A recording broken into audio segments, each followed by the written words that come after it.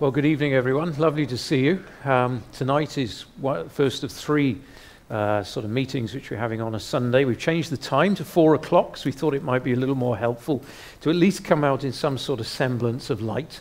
But that's what we're doing. There's tea and coffee afterwards. This meeting won't last particularly long, but there will be tea and coffee and biscuits afterwards, and we do encourage you to stay, because one of the things I think about a night like tonight is the opportunity to be able to ask questions and to inquire. And we've set up these three meetings, really, being honest with you, on the back of Christmas, because we know that a lot of folks have come here over Christmas, and certainly by no stretch of the imagination are all those folks committed Christians. Many, though, are open and interested, and we decided that we would hold these meetings as a way of giving people that opportunity to come after Christmas and to explore and to hear a little bit more of the Christmas message. Now, tonight's going to be in 3 parts, possibly 4, depending how it goes. Definitely in 3. The first is there'll be a brief introduction from myself to our subject, and then we're going to have an interview with our friend Steve Tucker. The part we're not sure about is we might open it up for questions, but we'll see how that goes. And then we're going to have a conclusion at the end, where I'm hopefully going to pull all of this together in a very sort of brief look at a biblical passage. So that's really the format for tonight. We hope that you'll find it helpful. And the subject which we've chosen for tonight is finding the power to change when you can't change yourself. We thought that this would be an excellent subject for the first sort of proper Sunday in January, because a lot of us maybe have at least spent a bit of time thinking about New Year's resolutions. And if you haven't, it's probably because over the years you've discovered that it's a bit of a fruitless exercise. At least that's what the statistics will tell us.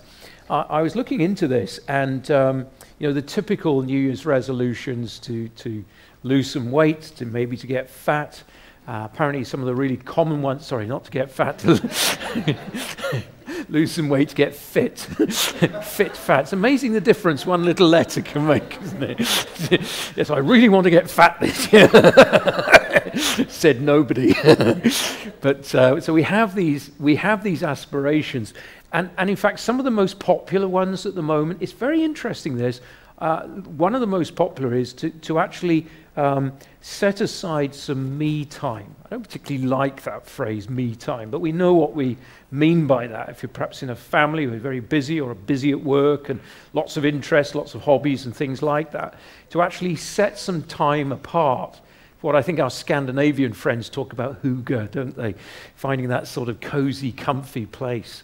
And that's often a New Year's aspiration or resolution. Others speak about developing a better work-life balance. I think that's something that's become more and more acute as people struggle with that. And then there are the old classics of give up drinking, give up smoking, stop swearing, or something like that. These are the sorts of resolutions that people have. Now, I mentioned that probably over the years you've given up on these, certainly if you've been around in life for a while.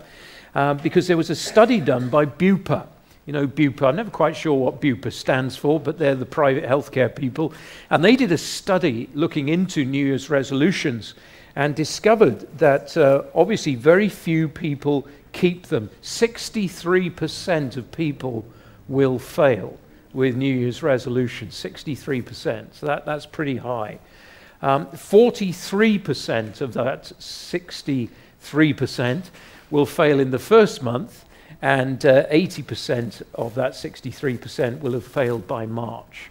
So basically means tonight we've all had that experience, haven't we, of making promises with ourselves and having that aspiration where we think, I'm really going to change this year, I'm really going to be different, and then discovering after a short time, most probably it seems statistically by the end of March, that we failed.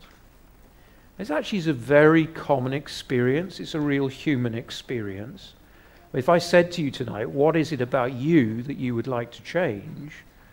I don't think there's anybody here tonight who would say, well, absolutely nothing. I'm perfect. I love the way I look. I think the way I feel and think is wonderful.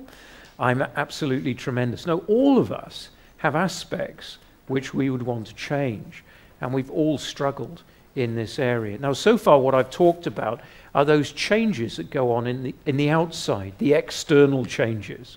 So very much about our appearance or about our behavior, about what we do with our bodies. And that really is often the area that we're very open to talk about.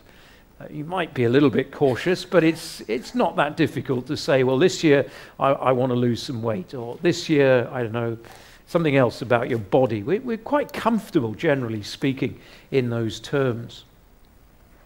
Things get a bit different, though, don't they, when we talk about changing on the inside? Because let's face it, for all of us, we've got things inside, maybe our thinking, maybe our thoughts, our emotions, and we know that there are things there that we would like to change. And we find that much more difficult. And it's the inside changes which, quite frankly, we're not nearly as comfortable about talking about. Well, what we're wanting to do tonight is look at what I think ultimately, as Christians, we believe is the biggest change that anyone can have in life. If you think about it, the claims of Christianity are very clear, and they're very simple, they're very profound. That 2,000 years ago, we were remembering this, weren't we, at Christmas, that Jesus Christ came into our world. And the Christian argument is that he is both God and man. And the Gospels give us repeated incidents where he met with ordinary men, ordinary women, and boys and girls. And as a result of those encounters with Jesus, people were radically changed. Now, I think we'd have to agree tonight that that makes sense, doesn't it?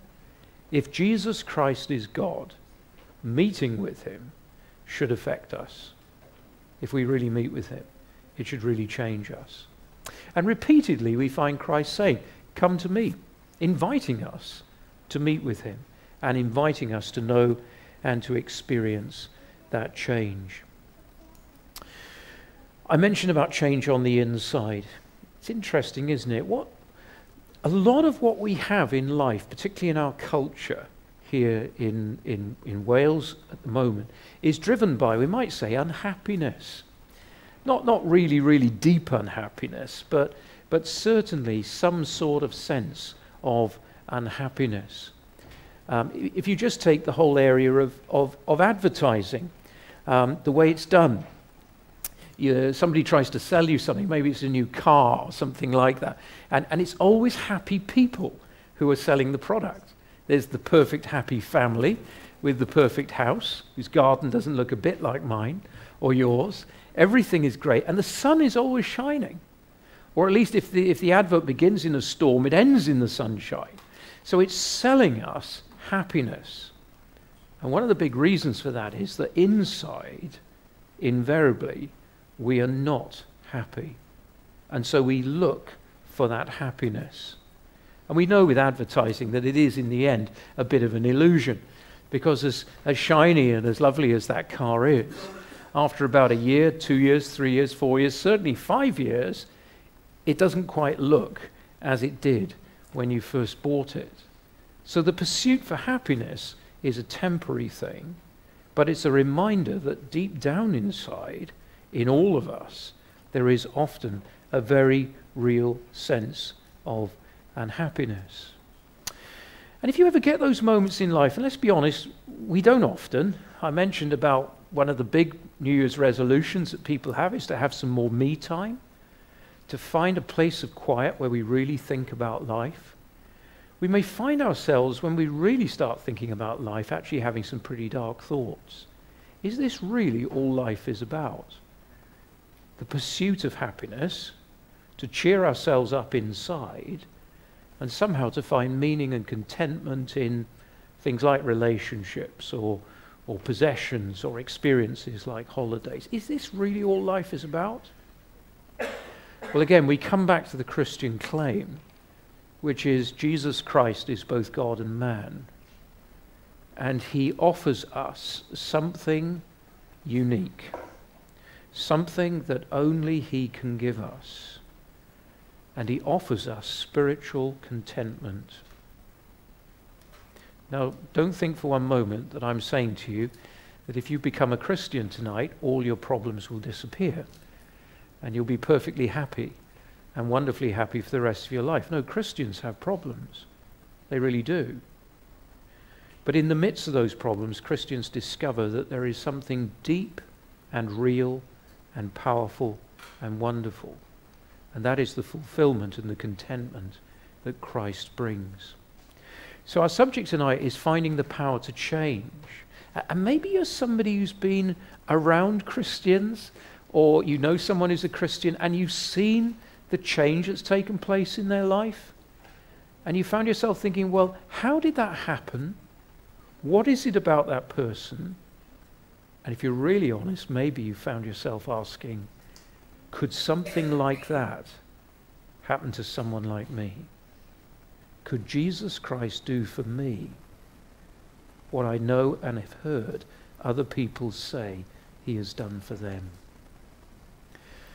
Well, I think that's enough perhaps setting the scene for us tonight. But this is really what we're looking at, the whole issue of change, and the change in particular that Jesus Christ brings, which the Christian conviction is that it is a change that takes place on the inside of us and not just on the outside. It's something very, very deep and goes very much to the root of us. Now, I've had my back to this man so far. I do apologize for that, Steve. So I'm going to join you on here.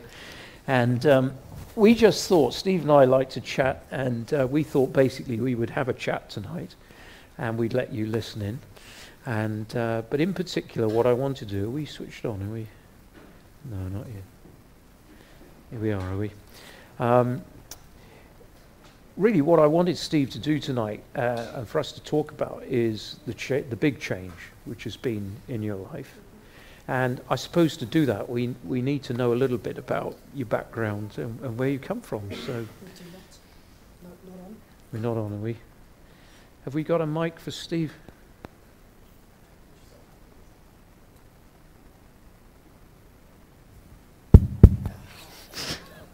We got the back. All right. I was quite happy, Phil, when you said that Jesus meets with ordinary people, because that was something that wasn't what I was termed as, was an ordinary person. Is that working, guys? Is it? Those picture things, no? Because they're there. But anyhow, so as you can see, by my accent, I'm not a local lad. I'm from a place in England, North Devon. A town called Barnstaple. Barnstaple is quite a big town there in North Devon. There you can see. Oh, it's there. Great. It's where the red dot is. So as the bird flies, as the crow flies, you'll reach Ilfracombe. We're about 9 miles in from Ilfracombe. It's a lovely, lovely town. If we can flick through the slides as I'm talking, so that's it from an aerial shot. Very much like Llanelli. It's an estuary town with its own little port, green grass of home. I don't know what else we got. Oh, lovely bales of hay, you know, standard stuff, and a nice beach. Oh, there he is. Right. Famous people from Barnstaple. You can boo at this if you want. Phil Vickery. I'll also boo as well, because he pledges allegiance to Cornwall. Dermot Monaghan, Tim Wanacott, and the bad person, Rose West. So these people are from my town, from Barnstaple. Like I said, I was born there. Yeah, I'll tell you, we'll have a bit of audience participation. I was born there during the year of Woodstock. Some of you are dressed like you're still there. Some of you look like you went there. This year also the death penalty was abolished, and apparently man went to the moon. So I was born in 1969. So those of you that are good at maths know my age. Those of you who are not good at maths, I'm 23. I was born 1969. There's me and my brother. My brother is 2 years older than me, so he's 25. And we were born on a rough council estate in Barnstaple, North Devon. I think we got some photographs of the estate. That's one of the houses I was born in. I think locals have an air conditioning put in, I think. something like that. But it was a rough council estate. This is my father on the right, and yeah, it is right, yeah. My father was a military man. My father served time in the Royal Engineers. I think he went on to do special forces things before he retired, and then went into the hospitals. So my dad was a strict disciplinarian. I wouldn't say he showed us a lot of love. I think he obviously loved us because we were his kids, but he didn't express it. We never heard him tell us that he actually loved us. And my mum was from, my mum there. Look at the haircut. But my mum was from a little village outside Barnstable. She was a country girl, lived on a farm, and she ended up becoming an alcoholic.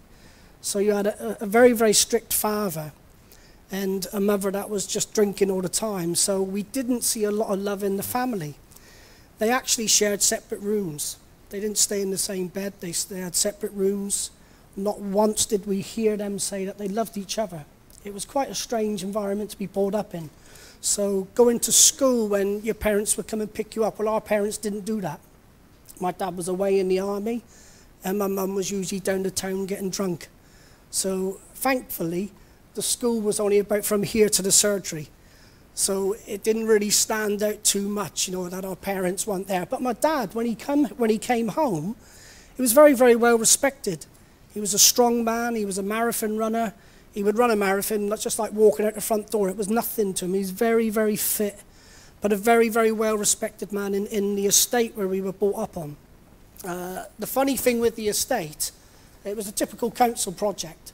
It was quite a tough place to live. If you had any disputes, they were usually dealt with by two men rolling up their sleeves, going on the local green and having a scrap. So that was Sunday afternoon entertainment for us as kids, to see who's having a scrap on the green. The dogs used to hang around in pairs, and we used to play tiddlywinks with manhole covers. It was a tough place to live, typical council estate place. So that was my background, my upbringing, but quite a troublesome family, really, Phil, because of the love. There was no identity, there was no connection with your mother or your father. You just had to basically go and fend for yourself. So school to me was great because we had teachers there that loved their job. And part of loving their job was loving the kids. And so I had Mrs. Ball, she was called. She was my favourite teacher. I still love her now. She was my favourite. And because she trusted me, I was able to make tea for the staff meetings. And you get rewarded with a biscuit or something, And so school was a great experience in primary school. The only thing I didn't like was the discipline side of it, because it reminded me of home discipline. Discipline in the home would be whatever your father could grab hold of, that's what you had. So if it was a stick, a belt, sometimes a pan, once he smashed a bottle on my head, and I think it was just through some trivia, not being in on time. So being in school, the discipline side of me, I kind of rebelled against at an early age.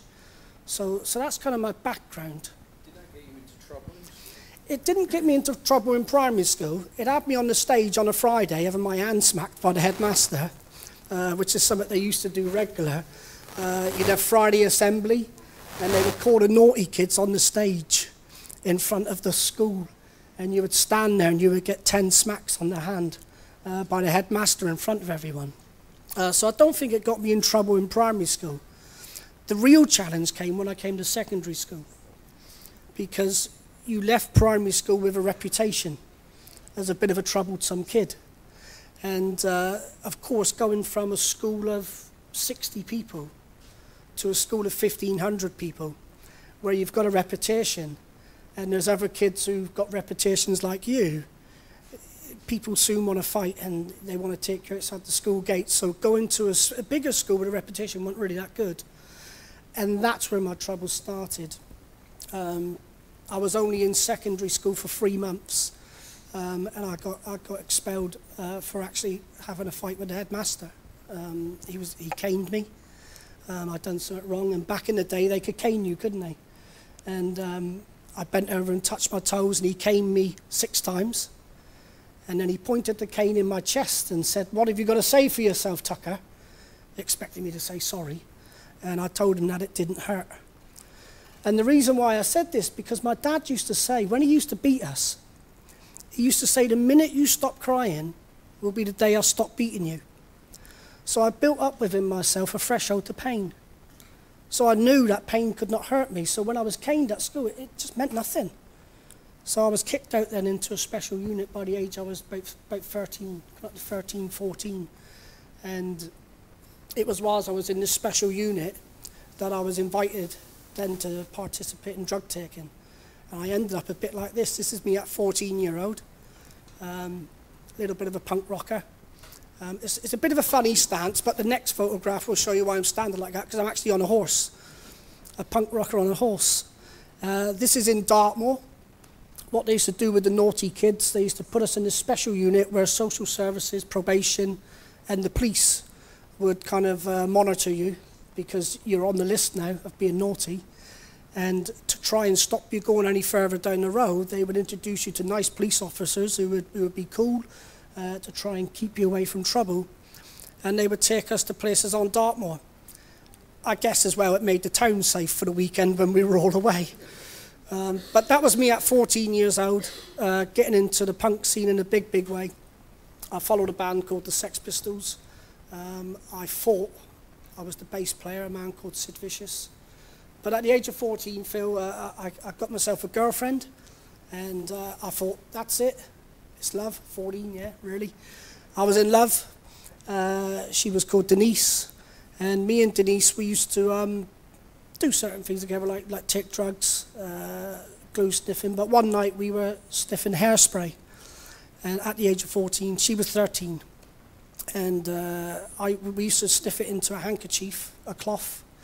But Denise, for some reason, got a piece of toilet tissue and put it over her mouth and sprayed into it. And 30 seconds later, she was dead on the floor. And I was 14 years old at the time when I saw this. And I remember running through into the front room where Denise's parents was. And I told them that Denise was on the floor. And I can still hear it to this day. I can hear her dad running in there and beating her chest, trying to bring his 13-year-old girl back. It was the first time I'd experienced something so traumatic. And people were telling me, "Steve, it's you next. You'll be the next one." But I think what happens, Phil, is that you kind of hard your heart. Your heart goes hard, and you think it'll never be me. And I carried on living really just a crazy life from the age of 14 to 18.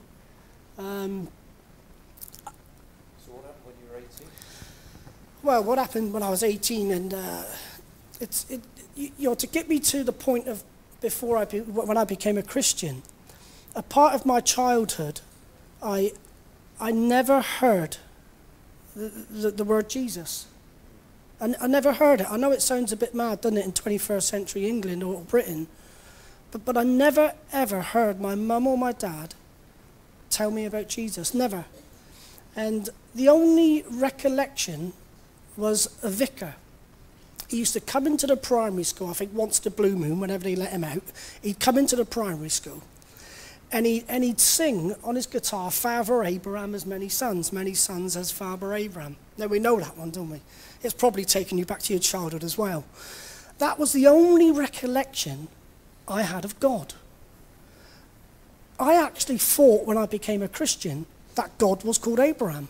That was my understanding. I didn't understand nothing. So Christians to me were they were outdated, they were outclassed, they went around with flowery frocks, sandals and white socks, and that was the men. I didn't want to be a Christian. I wanted to keep away from these people as far as possible, because I just seen them as odd people. But what happened is that as I went further into the drug scene and punk rock scene, I ended up plastering myself. I had a tattoo in the middle of my head, an anarchy tattoo. I had tattoos on my hands. I was full of tattoos.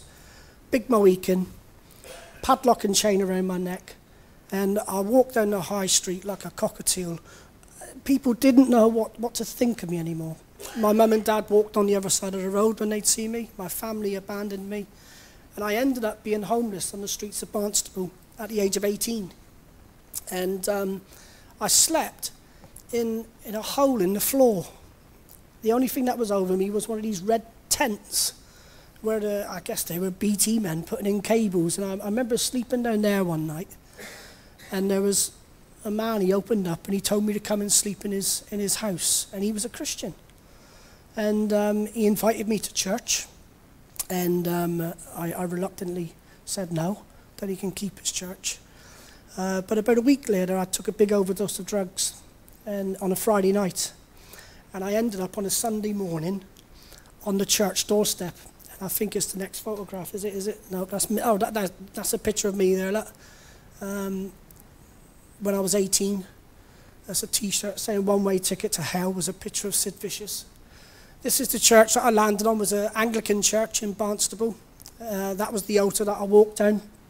And I went there purely because I was just found on the doorstep. I would never have gone there invited. The vicar came up to me, and it was the same man who used to play the guitar in the primary school. And he invited me to come into the church, and I sat at the back of the pews, right at the back, and I was still in and out of the effects of the drugs. And I got angry at the man because I believed he was telling everyone a lie about God and about Jesus. So I got up from the pew and I walked down that aisle to physically attack him. But it was whilst I was halfway down the aisle, I started to cry. I know what it's called now. It's called conviction of sin. I didn't have a clue what it was back then. But I knew that in my heart, halfway down this aisle, I knew that there was a reality that God was real. And I knew that this God is now real to me, and I knew that I was heading to an eternal destination called hell. And I knew it. And I had a fear, Phil. And I started to cry for the first time in probably about 10 years. This pain threshold went, and I wept halfway down this aisle. And I accused the vicar of putting a curse on me. And thankfully, he told me, he said that Christ is reaching out and touching my heart. And all I can say, this is all I've done. I know I've done something wrong. Can you forgive me? And I remember walking around and walking out that church door. And the very, very first thing I saw was a dandelion. Now, that's the enemy to any gardener, isn't it? A dandelion. But to me, that morning, that flower was the most beautiful flower I'd ever seen. The colours in it. And I could hear the birds tweeting. And it sounded like a heavenly host of angels, because my eyes now have been opened to creation. And I realised that something had happened on the inside. And it was difficult changing because of my reputation. And so I was stuck now in Barnstable as a Christian, still with a Mohican, not knowing what to do, and really looking for some Christians now, the people that I've been avoiding all my life. Now all I wanted to be, I just wanted to hang around with Christians, Phil. So people have tried and failed over many, many years to help you change. You'd gone through pretty well everything that the system could offer. And then you've gone into this church. You've had this awareness of God, and you've called out for help. Yes.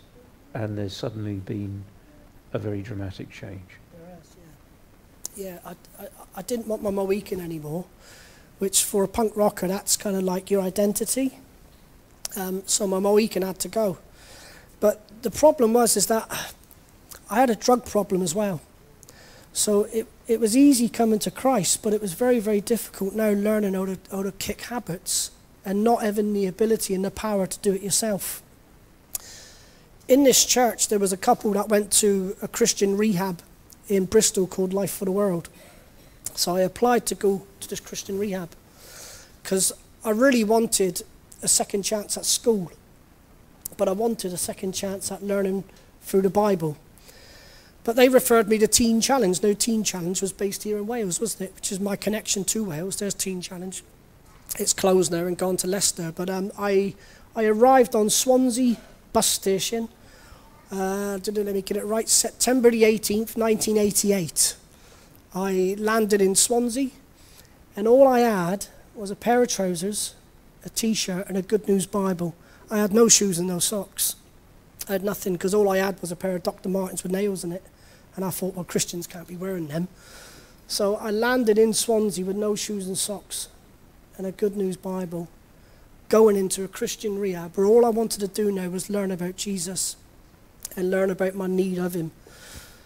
And it was through really understanding what Christ had done for me on the cross and my condition, my sinful condition, really. I never knew that I was a sinner because no one told me that I was a sinner. Everyone just used to say there was something wrong with me. You know, I wasn't normal, I was abnormal. But when I learnt about sin and about what that there means to God and how that separates us from what God has for us in Christ, you realise then that my problem really wasn't drugs. My problem really wasn't my background. My problem was that it was a fault line within me that only God could fix. And so that's how I ended up in Wales in 1988. You were in Teen Challenge for a little while, and that was a helpful time for you, wasn't it? And if I remember rightly, you ended up working there. Yeah, I did. I ended up going back as a support worker, actually taking over from our brother Hugh. But it was whilst I was in Teen Challenge, I must to tell you this story because it's quite incredible. Whilst I was in that church, there was a family, and she was called Sue. I can't remember what her husband was called. But they were the only ones that used to write to me when I was in Teen Challenge. Of all the people that promised they would write, they wrote faithfully. And anyhow, one day, I was about 7 months through the programme, and I thought, I've had enough. John Macy had wound me up. Now, it's quite easy. He winds a lot of people up. But he wound me up, and I thought, I'm out of here. I've had enough. And back in the day, you could ring 100, and it would go through to the operator. And you could reverse a call. So I rung the operator. 7 months into the programme, I was going to walk away. I'd had enough. And I spoke to the operator and asked her if she could put me through to my mum's house. And the operator said, before I do this, she said, can I ask you a question? Of course you can, I said. And she said, did you used to be a punk rocker in Barnstable? This is the operator now. I'm in Gorslas. And I said, yeah, I did. Why, how did you hear that? Is your name Steve Tucker, she said. Yes, it is. Well, this is Sue, she said. Now, this was the lady that was writing to me. And I said, well, what are you doing working in Swansea? She said, well, I'm not in Swansea. There's been an electrical storm in Swansea, and the exchange has gone down. So they're diverting all the calls to Barnstable, and that's where I work. So she said, what's wrong, mate? So I was able just to let her know what was going on. She prayed for me, and I stayed and completed the programme. So I realised that God sent a storm in Swansea just to keep me in the faith. You know, so when you see things like that, and I guess those of us that are Christians, we can look over our life and we can see that is God. That's how God works. People might call it coincidence, but it's not. It's a plan and a purpose. And it's something that I know that God had for me by seeing those things happen. And so I knew, Phil, that I wasn't going anywhere. Once I'd put my faith and trust in Jesus Christ, no matter where I tried to go, he was going to find me and he was going to be there. So this change which you've experienced, it's very much a change on the inside. Yeah. And I know over the years you've seen many people who've experienced the same change. Yeah. It's an inside job. It is. And it's something that only Christ can do. Oh, absolutely. You know, like, I think our next slide here, like, this is the last slide, so, at least it gives us something to look at. This man was my father's best friend. He's a retired police sergeant for the Devon and Cornwall Police. He was also the sales sergeant. So he used to see me on a regular basis in the police cells. And I didn't know, but he was a Christian. And so when I was down the cells on a regular basis, he would be praying for me. Because he saw the external me, but he only knew that it was an internal thing that needed to happen. It's a change on the inside. It's sometimes very, very difficult to put into words. That's why the Bible, and especially Jesus, tells us to taste and see that the Lord is good.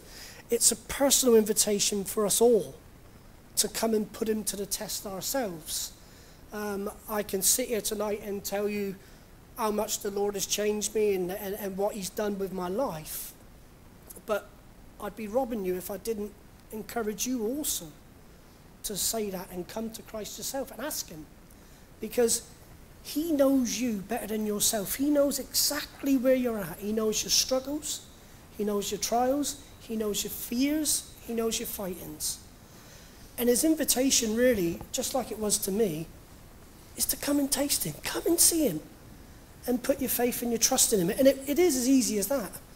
I would never have believed it before. And, all right, I'm looking quite tardy tonight. That's because Tina's dressed me, you know.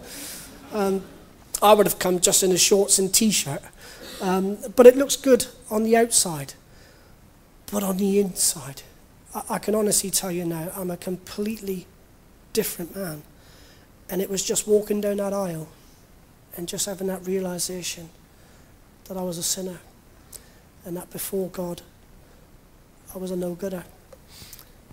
So if there's someone here tonight who says, well, I find this very compelling, how do I come to experience that change? Do I have to walk down the aisle tonight? You know, what would you say to someone? I think with me it was quite a dramatic thing because I was quite a dramatic person. I lived my life as I saw fit, and I was a very public sinner. I enjoyed sinning and I enjoyed displaying that sin. But the good thing about Christ is that he'll meet you exactly where you are now. There doesn't have to be any public display of coming down an aisle. It's just in your own heart now, as you're talking to yourself, as you're thinking about what I'm saying now. It's just to call out to him, ask him to make himself known to you. Because he knows you. He knows you so personally. It's unreal. I feel it was just, you know, to me, you know, when people told me about Jesus, it was just far-fetched until I personally met him. And he really wants to do the same for you. So if we're making any sense to you and you've got those questions in your heart, it's just where you're at right now. It's just to ask him to make himself known to you. And he will. Some people are sometimes afraid of taking that step because they know there's wrong in their life. And you mentioned about going to see the headmaster. Sometimes I think people's view of God is he's like a headmaster, that if I really open up my heart to him, he's just going to throw the book at me. Mm-hmm. Have you got some reassurance for somebody who might be struggling with that tonight? Well, the gospel is this, isn't it? The gospel is good news for bad people. No matter how we put it, the gospel is good news for bad people. You know, like I met someone one day when I was on the streets, and he told me that he's never sinned. He said, I've never sinned, I'm a good person, I'm a really, really good person, and I've never sinned. And I told him that he's the most pitiful person I'd ever met, because if you've never sinned, you can never be saved. And if you can never be saved, you can never know Jesus. A little test that I do on myself is something about the Ten Commandments. Now, we've probably all heard of the Ten Commandments, and we could all probably recite at least 2 or 3 of them. The usual ones is this: have you ever lied? Have you ever stolen? Have you ever cheated? Well, you know, we could say, look, any of us here, have we ever stolen anything? Now, I can guarantee that every single one of us here have. But it could have been unintentionally. It could have been going to Argos, filling out that little form and putting that pencil behind your ear, and you've walked out. Well, you've stolen the pen. It makes no difference to the value. You've broken the law of God. It means that you're a sinner. Have you ever lied, isn't it? Another one is, well, most of us will say, no, I haven't. Well, how do I know if you're not lying? We've all broken the law of God if we've lied. And it's as easy as that. It's looking at ourselves honestly in the law of God's light. And we can all see that we've all broken it. But what happened one day, see, is that I always use the court case scenario, Phil. So I've been to court. I don't know if any of us have been to court, but standing in the dock is not a good thing. And you've got a judge there who's ready to throw the book at you because you've broken the law.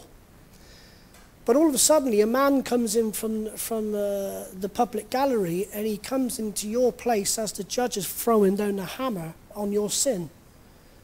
And he is judged instead of you, and you walk free. It's exactly what Jesus has done for us when we've broken the law. He stood in our place and took our punishment that we might go free. And that's the invitation, isn't it?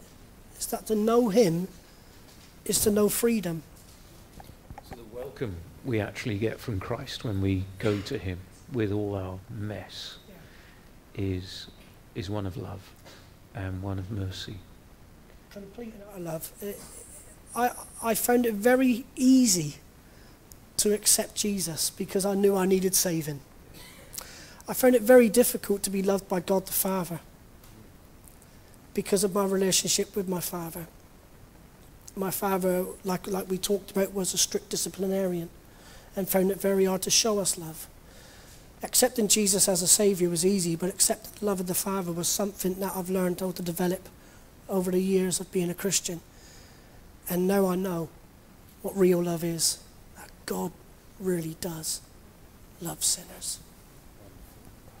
Thank you so much, Steve. I mean, it's great, isn't it, to hear how God has worked in your life, and you've spoken to us tonight about it in a very wonderful way. And we rejoice with you. We absolutely do. And I think the thing that struck me as Steve was talking was all the attempts to change you. You know, horses and holidays on Dartmoor and psychiatrist.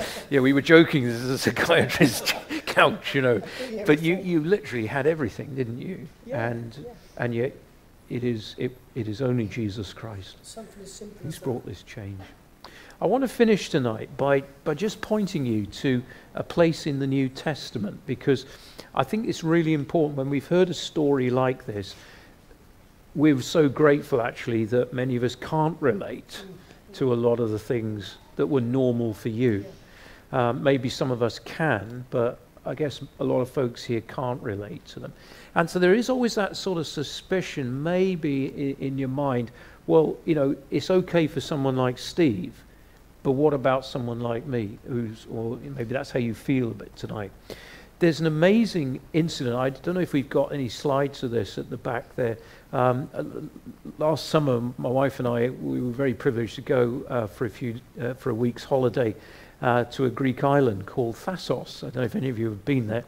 But in Thassos, we were delighted when we were there that there was a trip being organised to a place called, well, the Greeks call it Philippi. And so we booked ourselves in on this trip because Philippi, or Philippi as it's sometimes referred to, is a place that's referred to in the New Testament. And it's one of the places that Paul the Apostle went to visit. And when he goes there, the account is actually in the book of Acts chapter 16, there's at least 3 people who have very similar experience to Steve and to every Christian. But the fascinating thing about those 3 people is they're about as different as you can imagine. The first is a very, very successful businesswoman. In fact, we're told her name is Lydia. She was a seller of purple. That meant she dealt with the real wealthy people of the day, probably dealt with royalty, that sort of thing. So a seller of, today we might say somebody selling sort of, multi-million-pound yachts in the south of France or something like that. This is a woman and a woman businessman in a very much a man's world. And so when Paul arrives at Philippi, he discovers that there's a group of women who are meeting to pray. That's very interesting, isn't it? They believe in prayer, but critically the Bible says they not come into this experience of knowing Christ. By the way, that's quite interesting. Oh, this is a picture. Is it on the screen? Yeah. This is one of the things you see on the entrance to Philippi. I'm not quite sure what it is. I think it's a Greek goddess or something like that. It's a very pagan place. And Paul goes in. He meets with these women. And we're simply told about this woman, Lydia, who's a woman of probably great intelligence, great ability, and wealth and influence, that as Paul is speaking, it simply records in the Bible that the Lord opened her heart so that she could respond to Paul's message. Now, we heard about Steve tonight, reminding us that when someone becomes a Christian, they actually need to respond. There needs to be a response to Christ, not just to observe, but to respond. And with Lydia, the amazing thing is, we're told, the Lord opened her heart so that she could respond. I wonder tonight, when you're listening to Steve and listening to us, is something going on in your heart? Something went on in your heart, Steve, which was outside of the realm of any experience you'd had before. I think it was like that for Lydia. And as her heart was touched, she, like you, reached out to Jesus Christ. Now, she was up that end of the scale. The second person in Philippi is fascinating, because she was a slave girl, and she was mixed up in a lot of what we might call today occult darkness, real dark, spiritual, oppressive stuff. And you might say, on paper, if anyone was as far away from God as could possibly be, it was this girl. She didn't have her freedom, probably didn't have much of her sanity, and she was living in darkness. And yet, in a very remarkable way, one day, Paul spoke into her life of the power, the transforming power of Jesus Christ, and she was delivered. So you've got this super elite businesswoman, you've got a slave girl, and they've both come into this same experience of Jesus Christ. The third one, I don't know if you can go back with the slide. Paul actually gets into trouble for delivering the slave girl with her owners. Now, this is a picture of the forum in Philippi, and there are some sort of flat stones there. You mentioned the courthouse, but they reckon that is the courthouse, that's where Paul was taken, and he was effectively interrogated. And he was treated really, really badly, because the next thing they did with Paul, because he'd affected the life of this slave girl and she was no good to her owners anymore, was they chucked him in jail. Now, we don't know exactly where the jail is in Philippi, but we think, the next slide, tradition has it that pile of stones there was the prison in Philippi. And so Paul is in there with one of his friends, Silas. It's the middle of the night. They've been beaten up by the jailer. He was a pretty brutal man. You mentioned how hard and tough your dad was. This is a guy probably hewn out of the same sort of stone, really, and had given Paul and his companion a really hard time. But in the middle of the night, there was an earthquake, and the earthquake is so violent that the wooden doors on that stone structure were breached, and it looked like all the prisoners were going to make a run for it. Because this man was employed by the Romans to keep law and order, if prisoners escaped, it would have meant a dreadful death for him at the hands of the Roman authorities. And so we're told in the Bible that Paul effectively was aware that this man had drawn his sword because he was about to kill himself, because he thought, it's better that I take my own life than the Romans take it from me. Immediately Paul realizes this, and he calls out, don't harm yourself. We're all here. That in itself is a miracle, isn't it? The Bible doesn't comment on that. At which point this man calls out and he says, what do I have to do to be saved? I think he'd heard about the slave girl. He may have heard about Lydia. And he begins to wonder, is there hope for someone like me? And Paul very simply says to him, believe on the Lord Jesus Christ and you will be saved. The very thing that happened to you. You came to believe and to trust in Christ as your only hope. It's what had happened to Lydia. It's what happened to the slave girl. And wonderfully, that prison officer, brutal man, was transformed. We actually read in the Bible that night he took Paul and his companion to his own home, and he bathed his wounds and he cared for him. He was transformed, like you going to get your Mohican cut off. He was transformed. It's the transformative power of Jesus Christ. Well, what we've done tonight is we've raised a very important question, the power to change. And maybe tonight you say, can someone like me really change? Well, we want to say to you, on the authority of what the Bible tells us about who Jesus Christ is and about what he offers, that yes, change is possible. It's not going to be found inside of you. And it's not even going to be found in this building, because it's just a pile of bricks. Just like that. But the power to change is found in coming to Christ. He makes all things new, and it's wonderful. And we're holding this event tonight. Next Sunday we're going to look at something else, and the Sunday after that, in the hope that this will be helpful to you in terms of making your own step of coming to faith in Jesus Christ. If you do come back next week, we're going to look at a very powerful subject, which is the subject of forgiveness. Being able to forgive is a wonderful thing, but it can be the hardest thing, particularly if in life you've had an experience which has been particularly devastating. If you come back next week, we're going to look at this subject. I'm going to look at it again with Steve, and Steve again is going to talk about a very, very painful experience that you had in life where forgiveness became a very great challenge. So we hope that you found it helpful. There's tea and coffee out the back. And before we go, we're just going to close this session tonight with a very brief word of prayer. We've been listening to the experience of how God can meet with us and change us. And as Christians, we believe that he's real. And we're just going to very quietly ask that God will speak to your heart tonight in a very special way. Father, we thank you for what we've heard tonight, that change is possible with Jesus Christ, which is so different from any other change which we may be offered in this life.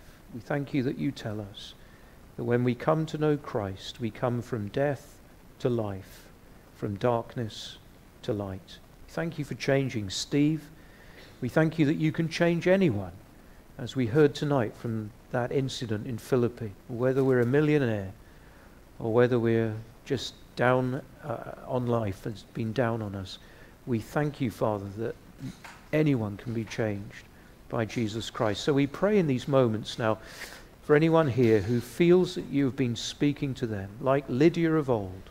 We ask you will open their heart that they might respond and put their faith in Jesus Christ. And we ask your blessing on our time together, the rest of our time that we'll spend together. And we ask it in Jesus' name. Amen.